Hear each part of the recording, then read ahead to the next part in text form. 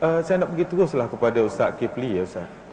Kalau kita tengok keamanan, keharmonian yang ada pada hari ini, hasil daripada perpaduan itu, dia tak datang bergolek Ustaz. Sudah tentu ada elemen-elemen lain yang menjurus kepada wujudnya keadaan demikian.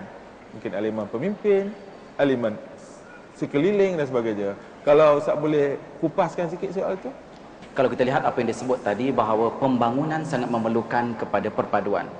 Dan dalam kita berbicarakan soal pembangunan, banyak elemen yang perlu ada di dalam aspek pembangunan itu sendiri.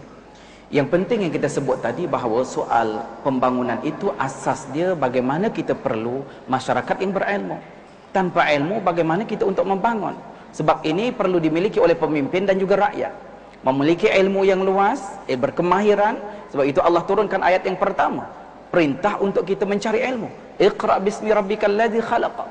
Bacalah dengan nama Tuhanmu yang telah menciptakan. Itu elemen yang sangat penting perlu ada pada diri kita sendiri. Dan dalam konteks elemen rakyat ini, kalau kita bicarakan soal perpaduan, kita kena belajar sejarah. Selalu disebut kita betapa pentingnya sejarah itu.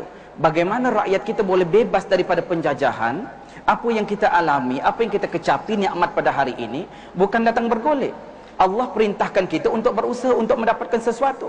Allah tidak turunkan apa-apa kalau kita hanya mendarah tangan. Ya Allah ya Tuhanku, turunkanlah kepadaku seketul emas. Adakah akan turun seketul emas begitu saja tanpa usaha untuk kita melombong, untuk menggali, untuk mencari apa yang perlu kita gunakan dalam kehidupan ini. Sebab itu tadi antara sebab kenapa khalifah itu, pemimpin itu dilantik daripada kalangan manusia, kerana ilmu yang dianugerahkan oleh Allah kepada Adam alaihissalam dan orang-orang selepas itu mempunyai kehebatan dari sudut penguasaan apa yang dijadikan oleh Allah di muka bumi, lantas diangkat martabatnya untuk dijadikan orang-orang yang hebat.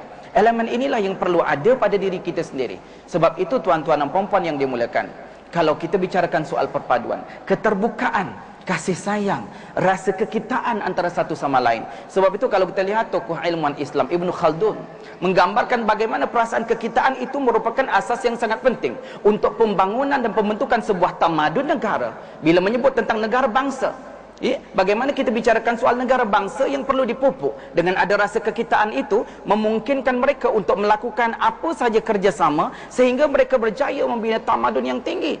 Elemen ini yang sangat penting. Kalau tidak ada elemen kekitaan ini, kita akan ranap, kita akan hancur, kita tidak boleh bertindak. Sebab itu, mana yang berat sama dipikul, yang ringan sama dijinjing, baru kita akan sampai ke satu tahap kita dapat hasil dia seperti apa yang kita nikmati pada hari ini.